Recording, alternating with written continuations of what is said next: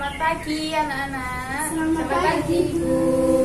Nah, untuk memulai pembelajaran pada hari ini, alangkah lebih baiknya kita berdoa terlebih dahulu. Silakan perwakilan untuk memimpin. Untuk memulai belajar hari ini, berdoa mulai. Berdoa selesai. Langsung setelah itu saya ingin absen dulu ya. Alia Roifatul Kolifah, Hadir, Bu. Anastasia Rindawati, Hadir, Bu. Mas Rofi Safrotul Vanessa. Hadir, Bu. Ya, semua hadir ya, alhamdulillah.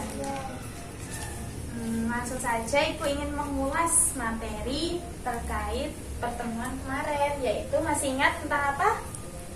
Interaksi sosial dan lembaga sosial. Benar sekali. Nah, interaksi sosial masih ada yang ingat?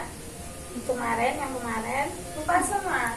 Ya, saya dijelaskan kembali ya.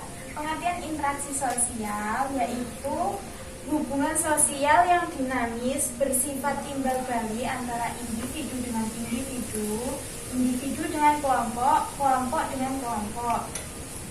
Nah, adapun bentuk-bentuk interaksi sosial, contohnya interaksi antar individu dengan individu ini seperti memberikan stimulus atau pengaruh kepada individu lainnya. Contohnya, Mbak Nisa sama Mbak Tasya bersalingan coba. Nah, ini memberikan stimulus atau interaksi kepada satu sama lain. Lalu bercakap-cakapan Mbak Lia dengan Mbak Nisa. Coba tanya, Mbak sudah makan belum? Mbak sudah makan belum? Belum. Nah, maka dari itu Mbak Lia berinisiatif untuk mengajak Mbak Nisa untuk ke kantin seperti itu. Nah, ini ada pengaruh stimulus dari individu dengan individu. Lalu yang kedua, interaksi individu dengan kelompok. Nah, maksudnya itu seperti apa? Saya dengan kalian. Yang dimaksud interaksi antara individu dengan kelompok ini seperti saya membutuhkan bahan untuk meluangkan ilmu saya kepada adik-adik semuanya ya, seperti itu. Terus adiknya ini juga menguntungkan juga karena saya memberikan ilmu yang sekiranya belum diketahui oleh adik-adik, seperti itu. Yang ketiga, interaksi antara kelompok dengan kelompok. Maksudnya seperti apa? Ada yang tahu? Ya ada, interaksi antar kelompok itu dengan kelompok maksudnya seperti tim sepak bola itu kan satu tim berjumlah 11 orang ya, melawan tim lain yaitu juga berjumlah satu tim 11 orang. Nah, itu kelompok antar kelompok yang melawan satu sama lain. Nah, sekilas pembelajaran interaksi sosial membahas kemarin masih ingat kan berarti? Lanjut, untuk pertemuan hari ini Ibu ingin membahas tentang pengaruh interaksi sosial terhadap pembentukan lembaga sosial. Nah, di sini ada 3 poin, yaitu yang pertama, interaksi sosial terhadap kehidupan sosial. Yang kedua, interaksi sosial terhadap kehidupan ekonomi. Yang ketiga, interaksi sosial terhadap kehidupan budaya. Nah, di sini Ibu ingin memberikan tugas kepada kalian tentang interaksi sosial ini untuk kalian pahami dan baca di LKS kalian. Lalu kalian jawab sepemahaman kalian. Setelah itu bisa dipresentasikan ke depan satu persatu. Di sini saya sudah menyiapkan 3 nomor, silakan untuk diambil. Silakan untuk dibuka. Nomor 3, nomor 1, Nomor 2. alhamdulillah. Ini pada kertas, jangan lupa ditulis nama, kelas, nomor absen.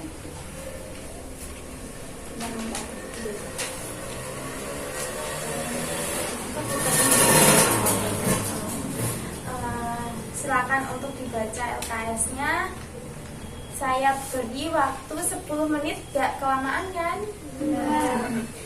Mulai 10 menit dihitung dari sekarang. Silakan.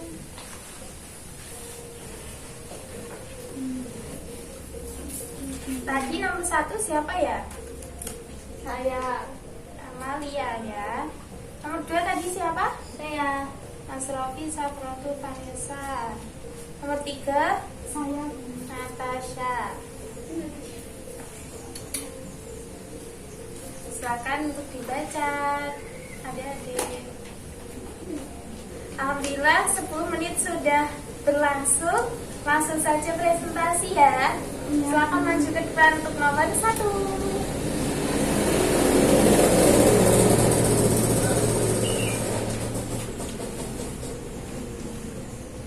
Interaksi sosial terhadap kehidupan sosial. Silakan didengarkan ya teman-teman untuk mempresentasikan.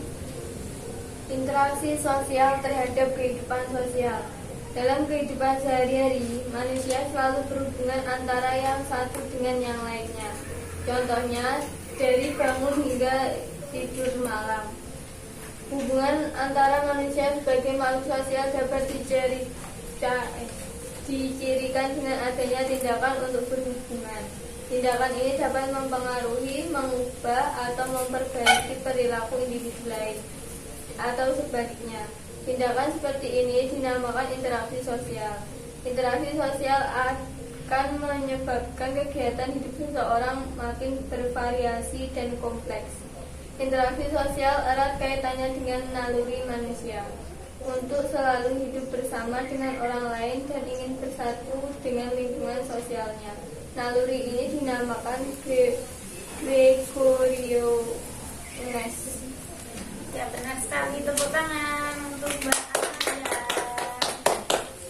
Selanjutnya yang nomor 2, interaksi sosial terhadap kehidupan ekonomi. Silakan presentasi.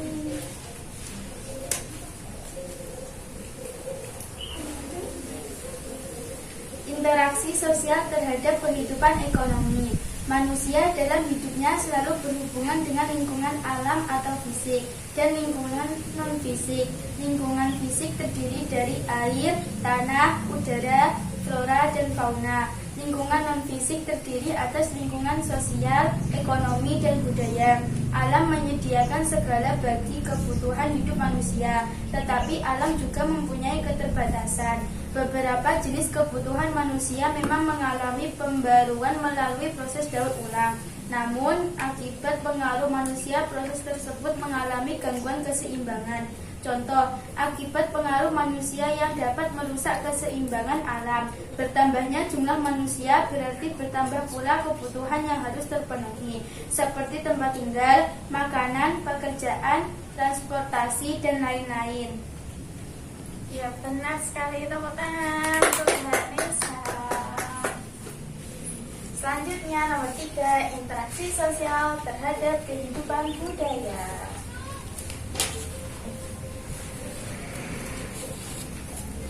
Agak keras ya. Interaksi sosial terhadap kehidupan budaya. Budaya adalah suatu cara hidup yang berkembang dan memiliki bersama oleh sebuah kelompok orang dan diwariskan dari generasi ke generasi. Budaya terbentuk dari banyak unsur yang rumit, termasuk sistem agama dan politik, adat istiadat, bahasa, perkakas, pakaian, bangunan, dan karya seni. Bentuk interaksi manusia dengan lingkungan budaya terdiri dari interaksi intern dan ekstern. Bentuk interaksi intern merupakan bentuk interaksi yang terjadi karena adanya proses belajar kebudayaan oleh warga masyarakat yang bersangkutan. Interaksi ini memiliki beberapa proses, yaitu internalisasi, sosialisasi, dan enkulturasi.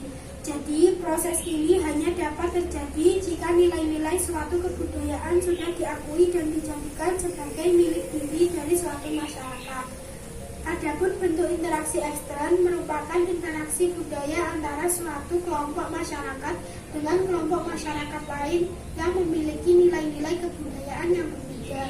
Interaksi ekstern memiliki beberapa proses, yaitu akulturasi dan asimilasi. Hal tersebut timbul dari adanya proses penyebaran kebudayaan secara geografis, terbawa oleh perpindahan penduduk dari satu wilayah ke wilayah lainnya. Proses penyebaran budaya ini disebut sebagai difusi atau diffusion. Benar juga, ya Allah, pinter sekali nih murid-muridnya ini. Tepuk tangan untuk Mbak Tasya.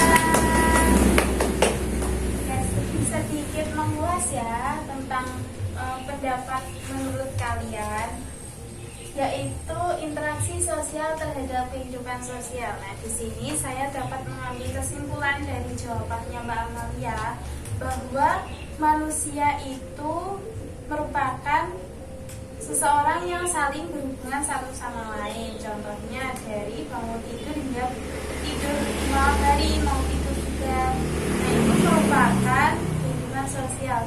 Kita juga sejak di dalam kandungan hingga kehidupan sudah lahir, terus merasakan kehidupan di masyarakat sampai meninggal pun kita pasti membutuhkan sosok seseorang di kehidupan sosial kita. Yang kedua, pendapatnya menurut Mbak Asrofi Sartotu Vanessa. Interaksi sosial terhadap kehidupan sosial. Di sini saya bisa mengambil kesimpulan interaksi sosial terhadap kehidupan ekonomi. Menurut Mbak Nesa, kehidupan di Indonesia ini penduduknya semakin meningkat. Nah, semakin meningkat itu bagaimana cara meningkatkan kehidupan ekonomi ini? Caranya dengan menambah bahan-bahan kehidupan ekonomi ini untuk memenuhi kehidupan masyarakat di Indonesia yang semakin meningkat ini. Nah, dari seumpama penduduk di Indonesia ini meningkat terus, tapi perekonomiannya menurun terus.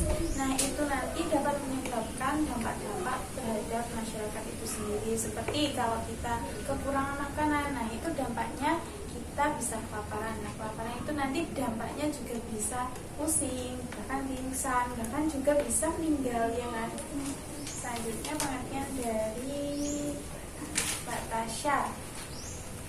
Interaksi sosial terhadap kehidupan budaya. Nah, menurut Mbak Tasya ini, budaya adalah suatu cara hidup dan berkembang memiliki bersama oleh sebuah kelompok orang yang diwariskan dari generasi ke generasi.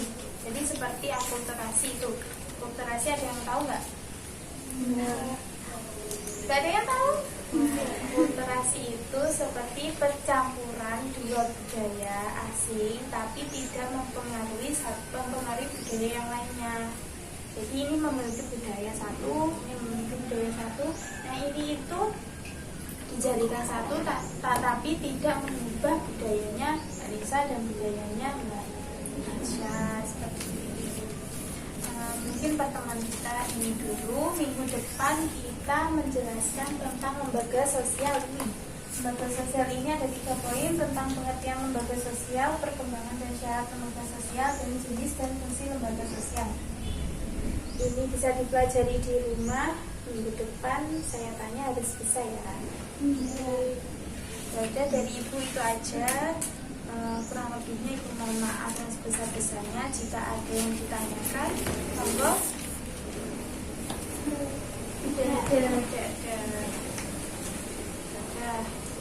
Itu dari Ibu. Kita ketemu minggu depan. Assalamualaikum warahmatullahi wabarakatuh. Waalaikumsalam warahmatullahi wabarakatuh.